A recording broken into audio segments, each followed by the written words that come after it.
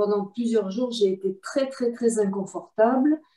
Mm. Et pourtant, une part de moi restait, je sentais une part de moi qui était dans la stabilité et une part de moi qui était complètement emportée par une expérience souffrante quand même, vraiment émotionnellement pénible.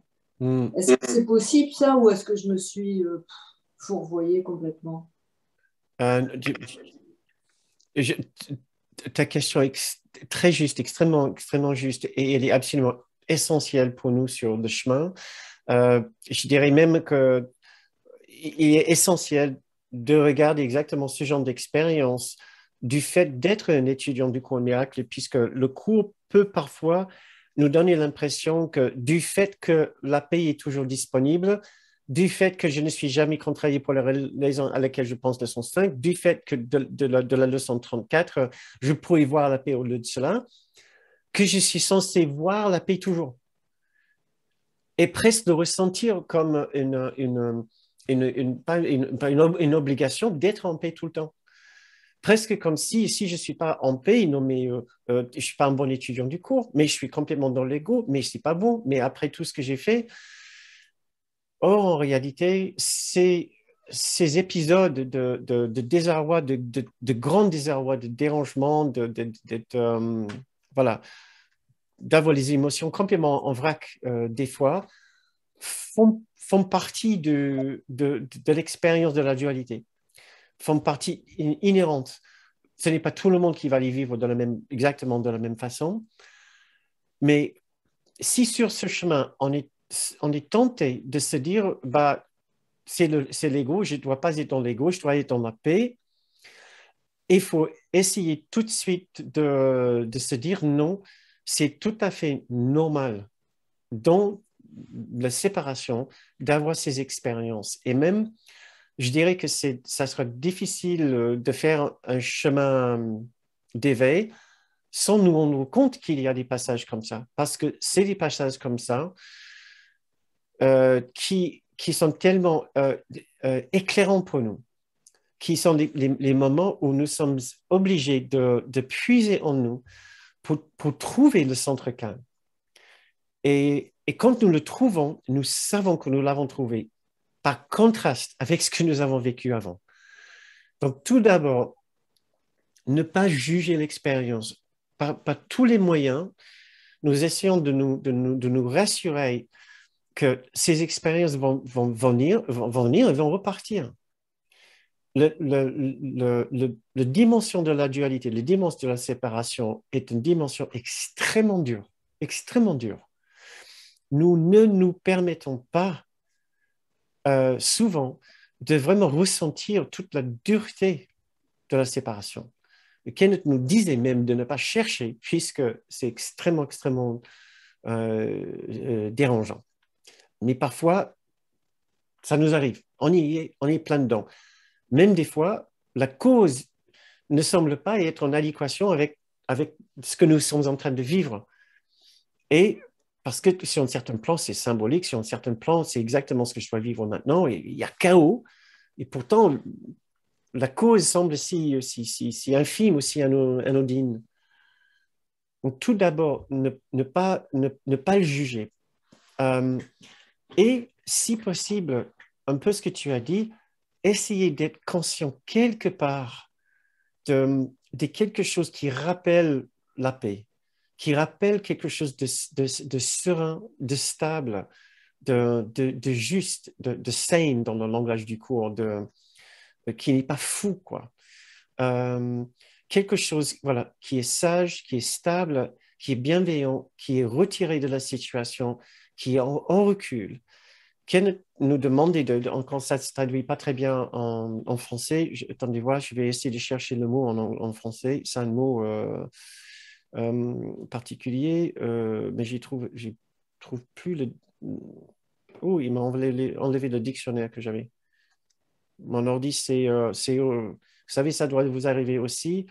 Il se reboot, se redémarre automatiquement sans que vous le souhaitez. Et des fois, il m'ouvre pas les programmes. Quel est le mot en français? Est-ce que j'ai plus mon dictionnaire? Pour node, c'est ça, faire ça. Il y a un mot pour ça. Je ne me souviens pas. Euh, euh, Acquiescer ou je sais pas. Non. quand on fait comme ça à quelqu'un, Acquiescer, oui. non, il y a un autre mot. C'est pas, mais ça ira. Ken, Approuvé? Ken, Hocher Ken- la tête. hocher la tête peut-être.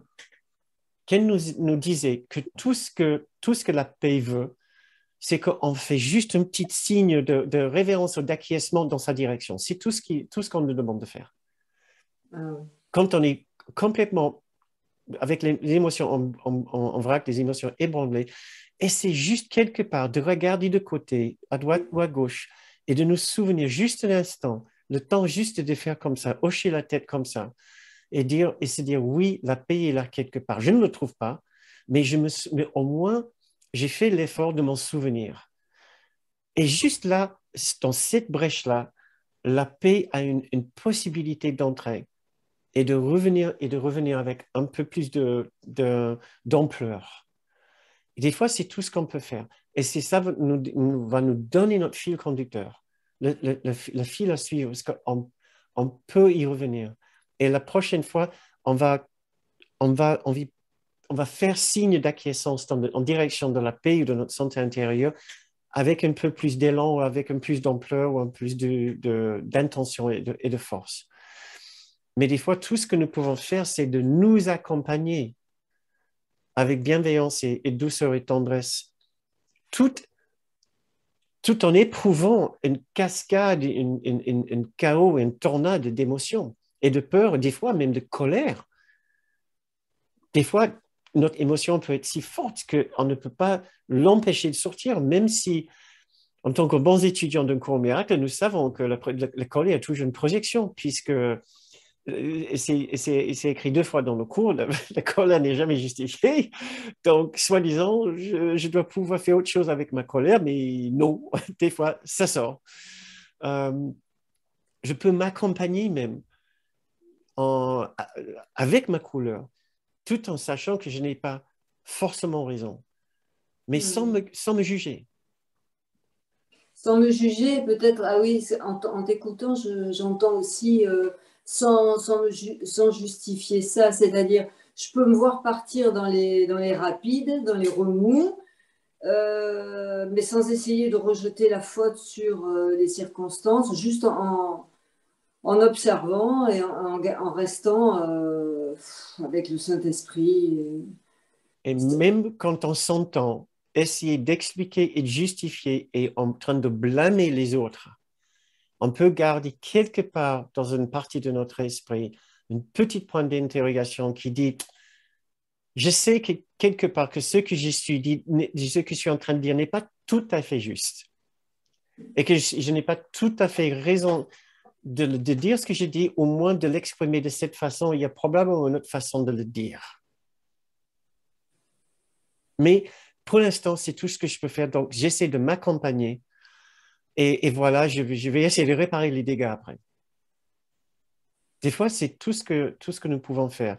C'est curieux parce que ce soir, il y avait une autre partie de la séance et j'ai pensé ajouter. J'ai dit, ben non, ça suffit comme ça. Euh, J'avais écrit comment faire quand on n'arrive pas à, à, à transformer notre émotion en nous-mêmes. J'ai écrit comment faire quand nous n'arrivons pas à trouver la cause intérieure de notre blessure et de revenir à l'intérieur. Parce que tout ce que nous essayons de faire dans la méditation que je vous ai donnée, c'est d'essayer de revenir à la vraie cause de notre désarroi. C'est dans quelque chose, c'est dans l'absence de lien à l'intérieur. Or, des fois, on n'y arrive pas. On n'y arrive pas. Et l'extérieur, euh, qui a une cause physique, une cause corporelle, une cause relationnelle, une cause professionnelle, une cause financière, semble tellement dominer notre esprit que nous n'arrivons pas à aller à la source à l'intérieur et à trouver la vraie raison pour laquelle on est dérangé. Donc, j'ai posé la question, faut-il tout garder pour soi-même du fait que je ne suis jamais contrarié et blessé pour la raison de laquelle je pense, etc. Il y a même une leçon dans le cours. Seule ma condamnation me blesse. Soit. OK, mais comment est-ce que je fais quand j'ai l'impression qu'il y a une autre personne qui m'a blessé? Qu'est-ce que j'ai fait? Euh, et donc, c'est peut-être le début de le trame maintenant de notre séance. Mais juste pour couper court, l'idée, c'est de s'accompagner avec le plus grande bienveillance, tout en sachant qu'on est sur le toboggan de l'ego et on va probablement juste exprimer notre ego, mais essayer de garder quelque part dans une arrière-partie de notre esprit qu'il y a probablement une autre façon de regarder ceci, même si on n'arrive pas à le faire maintenant. Donc, je ne sais pas si je... Pas vraiment quitter le centre calme quand même, tout en se voyant partir dans... c'est marrant d'être sur dans les deux niveaux en même temps. C'est exactement ça. Pendant un certain temps encore, on sera dans les deux camps, un pied dans les deux camps en même temps. Même si on a juste, on a pris l'ego avec un bras et avec le petit doigt, on a posé le petit doigt dans le centre calme. D'accord? Tiens, sur mon petit doigt, le bout de mon petit doigt, je ressens quelque chose de très agréable. Et là, dans l'autre bras, j'ai pris l'ego et la colère et la peur et la haine de moi et tout ça. Au moins, il y a ça. Et petit à petit, je trempe deux doigts, toute la main. Et à un moment, c'est plus équilibré. Et on voit plus la possibilité d'équilibrer ma réponse par une autre personne, ma réponse intérieure. Et à un moment, selon Ken et selon le cours, bien sûr, on inverse les choses complètement. Et même quand il y a un grand ouragan qui se présente à l'extérieur, j'arrive à voir mon ego, mais je ne lui donne pas la place, je ne lui donne pas le pouvoir et la puissance. Et je sais, c'est ce que nous avons tous ici vécu à un moment ou autre, que dans certaines situations, nous n'avons pas donné toute la place à notre ego. Or, dans le passé, nous aurions fait peut-être, mais il reste encore quelques situations où nous, là, on n'y arrive plus. Et donc, on essaie juste de garder le petit doigt dedans. Oui. Et sachant que on a la chance, la possibilité après de revenir et essayer de brasser la main dans cette merveilleuse endroit de paix. Et on essaie de se pardonner. On essaie de se pardonner. Si on pouvait faire ce chemin sans état d'âme, sans émotion ébranlée, oh, punaise, on aurait fait depuis longtemps. Donc, douceur et parlons et douceur et parlons partout sur ce chemin. Pas de jugement. Quand on se juge, parce qu'on ne va pas pouvoir s'empêcher s'empêcher de se juger, on essaie de ne pas juger le fait qu'on vient de se juger. Et ben voilà. On n'essaie pas juste de continuer à marteler à un moment, parce que sinon, c'est le spirale et on ne s'en sort pas. Sinon, il n'y a que de la haine. Et je ne sais pas si vous avez qui ce soir a lu mon livre La porte secrète. J'ai un chapitre sur ça. Il y a les deux. C'est la maman de Paolo quand elle le bat, mais c'est surtout aussi le forgeron à la fin. Son expérience qui est tellement dure, il dit à un moment, tout était haine. Il n'y avait que haine en lui. Ça remplissait le champ de sa conscience d'une façon si totale, il ne voyait aucune autre possibilité. Sauf qu'à un moment, quand il était tellement épuisé, il est tombé sur ses genoux. Il y avait un moment de silence. Il a prié pour autre chose. Il a prié. Il ne savait même pas à qui il priait. Il a juste prié. Et voilà, je ne vais pas vous dire la suite. Ce qui arrive, ça va gâcher la surprise pour ceux qui n'ont pas lu le livre.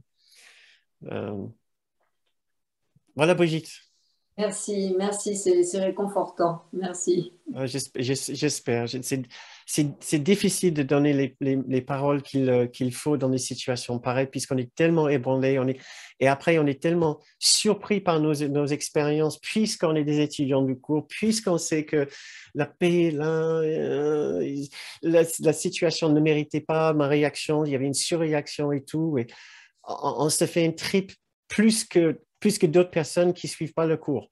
Presque c'est pire de suivre le cours que juste être une personne lambda. On aurait aimé de ne pas avoir connu le cours. Mais donc, on s'accompagne avec douceur et bienveillance, autant qu'on peut. Merci, merci beaucoup.